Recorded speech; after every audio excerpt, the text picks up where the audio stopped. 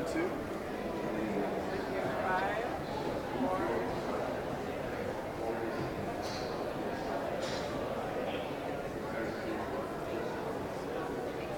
Hello everybody, I'm Niyanta and today we have with us some guests who are the founders of Ethanol organizations. We have Turley, Marquis and Zoltan, who is a sustainability expert. Guys, would you like to introduce yourself very quickly? Yeah, Marquis with Marquis Energy. We're an ethanol producer in the United States.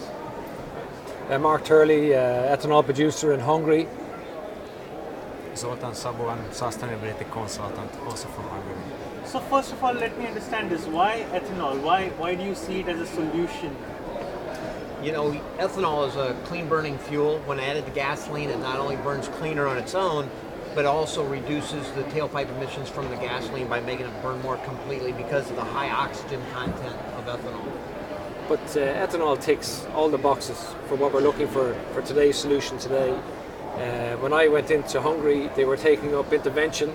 So the EU were taking the crops from the farmers and paying them not just because they couldn't sell them.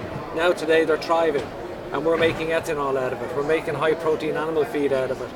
We're sustaining the farmers on the fields. The local economies are thriving. We've got 70% greenhouse gas savings, better than oil.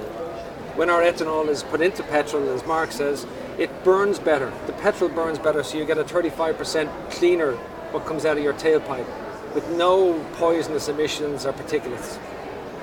Okay. Marcus, would you like to tell me something about COP23? I've been seeing a lot of investors and businesses come over here. Do you think that the legislators are giving a lot of incentives for the investors to invest in such businesses? Yeah, I think in the U.S. There used to be subsidies to enhance the investment in fuel ethanol. Today there are no subsidies, but ethanol is cheaper than gasoline. And so I think the early subsidies work to grow the industry. Today what we need in the U.S. is to have the legislators work through the EPA and the automakers to get standardized fuels with larger percentage of ethanol so that we get cleaner air, reduce the challenges to the climate, and then have higher octane fuels that smaller, higher compression engines can get better mileage, lower tailpipe emissions, higher performance. Those are all the benefits of ethanol. Okay, great. Mark Turley, you came fairly recently in this business. I think somewhere around 5 years. Yeah, we've built the latest plant in Europe, which we started in 2012 as a 50 million gallon plant. We're running at 135 million gallons that we produce a year today. We got into it because I believed in green energy. I believe we can't just keep using oil, and I would have got into wind, I would have got into solar, but I actually liked ethanol.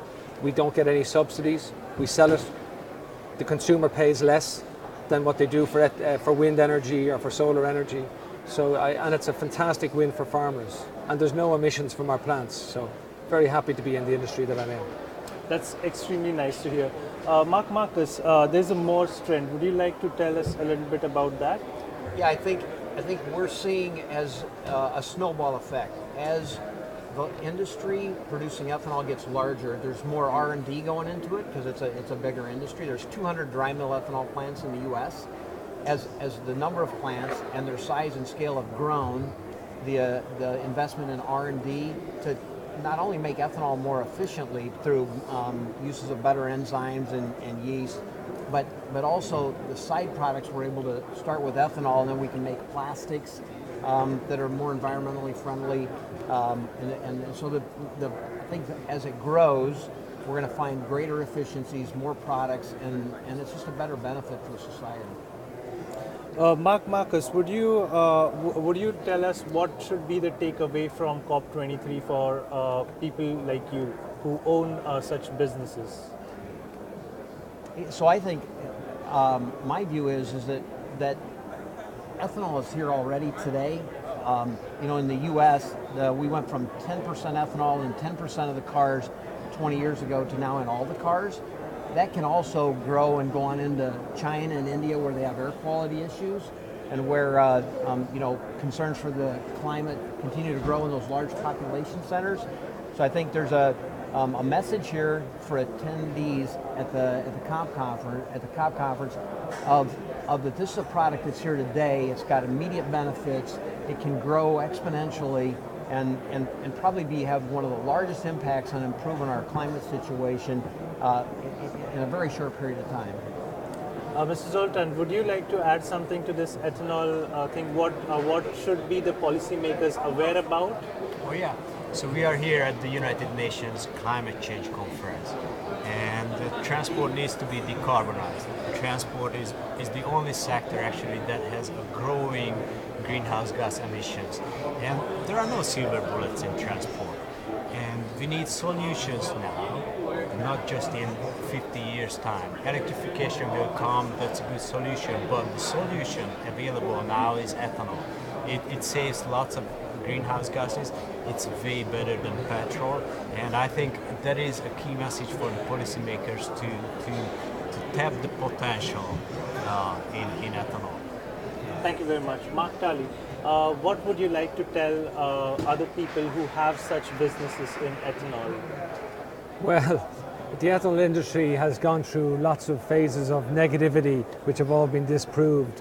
But for future policy, for more ethanol to go into petrol, to have cleaner air, and for people to build more plants, there needs to be a proper RED and a proper framework. And without that, you're not going to get it. And you're just going to have more polluted cities. Okay. Would any of you like to add something on ethanol industry which you would like to tell the legislators about? Well, ethanol is being made today. It's made very cheaply. It's the cheapest form of sustainable fuel. It's cheaper than wind, it's cheaper than solar, and it can be made and just put straight into the petrol.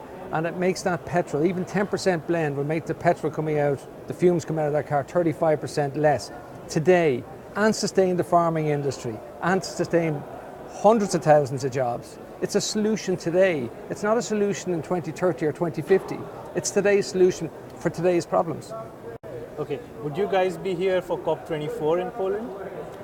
I think we will, and we'd like to be here in a bigger presence. We'd like to have the other industry leaders, other plant owners here, because we really believe we're at the base of climate change improvement, and so we think our industry should take a bigger role, and we plan to be in Poland in a bigger way. Okay, thank you very much, guys. Thank you very much. Thank you. Thank you.